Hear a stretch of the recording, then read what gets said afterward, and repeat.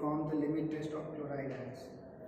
Limit test basically होता क्या है, ये हम परफॉर्म तब करते हैं जैसे मान लीजिए कोई हमने नया फॉर्मुलेशन तैयार किया है, तो उसको कुछ गाइडलाइंस होते हैं जिनको उनको पास करने होते हैं।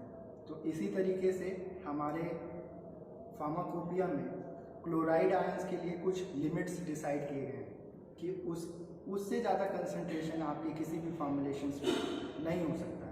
अगर उससे ज़्यादा कंसंट्रेशन होगा तो वो फॉर्मुलेशन टेस्ट में पास नहीं होगा, यानी कि वो मार्केट में नहीं आ पाएगा।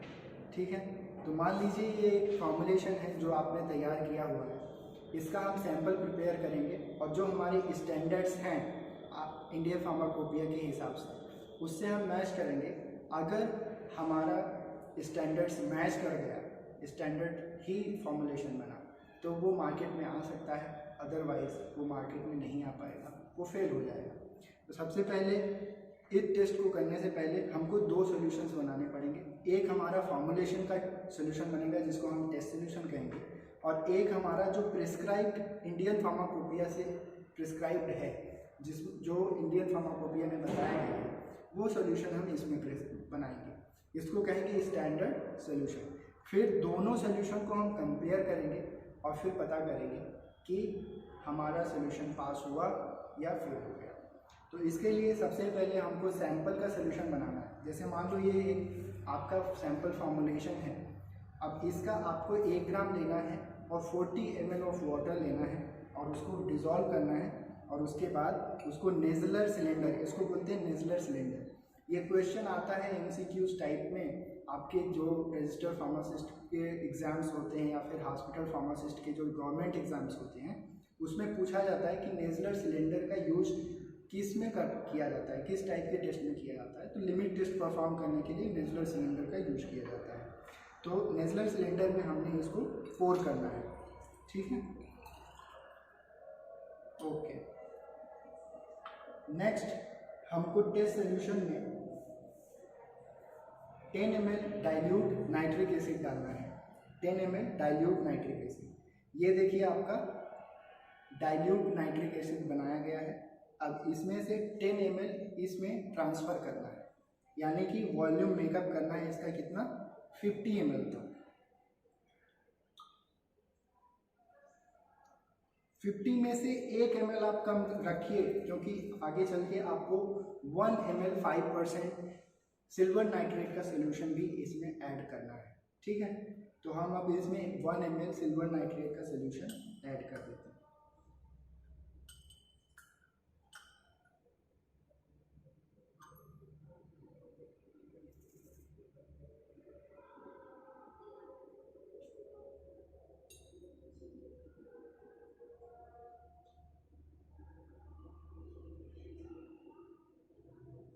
देखिए हमने इसको कहते हैं पिपेट, इसके हेल्प से हमने 1 ml ट्रांसफ़र किया इसमें आपके टेस्ट सोल्यूशन में। अब आप देख सकते हैं कि इसमें टर्बिडिटी स्टार्ट हो गया आना।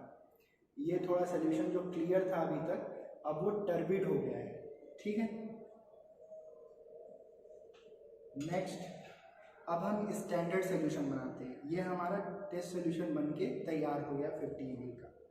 इसका कंपोजिशन क्या है, 40 ml है सैंपल सोल्यूशन, और 10 ml के आसपास में है आपका डाइल्यूट नाइट्रिक एसिड, और 1 ml है आपका AgNO3 यानी कि सिल्वर नाइट्रेट। उसका परसेंटेज क्या था, 5% वेट बाई।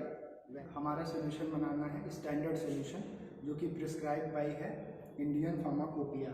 ठीक है, तो इसके लिए सबसे पहले हमको क्या करना पड़ेगा, 1 ml NaCl का सोल्यूशन जो प्रिस्क्राइब किया गया है, और उसका कंसंट्रेशन क्या होना चाहिए, 0.05845 वेट बाई वॉल्यूम। ये NaCl का सोल्यूशन आपको 100 ml में बनाना है। ठीक, और फिर उस 100 ml से आपको 1 ml आपको इस नेजुलर सिलेंडर में ट्रांसफ़र करना है, जो कि हमने लेबल किया है किसका, हमने लेबल किया हुआ है स्टैंडर्ड सोल्यूशन का। ठीक है,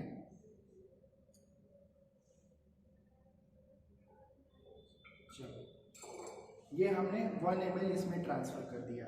नेक्स्ट स्टेप हमारा क्या है कि इसमें 10 ml हमको डाइल्यूट नाइट्रिक एसिड डालना पड़ेगा। ठीक।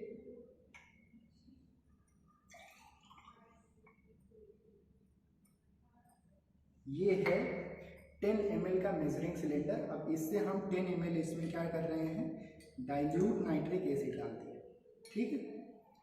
ओके, अब इसके बाद क्या करना है, इसका वॉल्यूम 50 ml तक मेकअप करना है with the help of distilled water.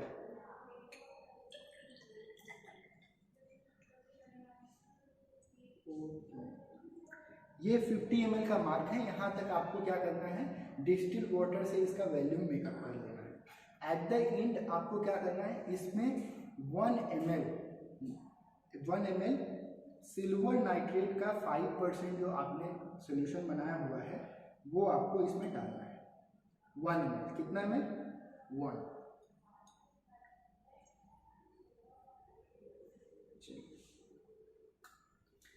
देखिए ये छोटा सा प्रोसीजर है आपके लिमिट टेस्ट का। अब इसके बाद इसमें करना क्या है, ग्लास रॉड से आपको इसको स्टर करना है और 5 मिनट के लिए इसको आपको रख देना है। तो बस 1 मिनट में ग्लास रॉड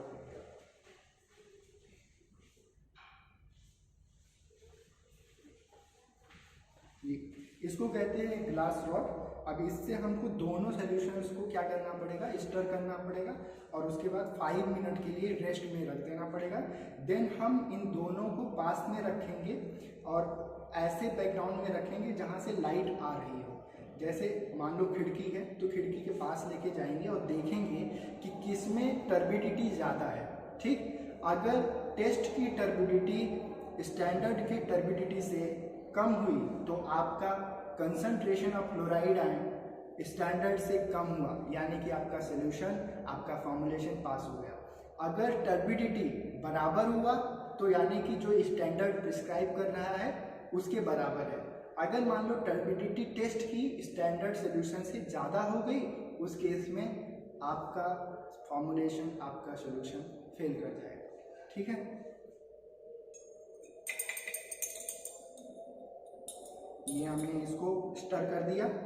इसके बाद थोड़ा सा इसको हम रिंस कर देते हैं, ओके, एंड देन हम इसको स्टर कर देते हैं।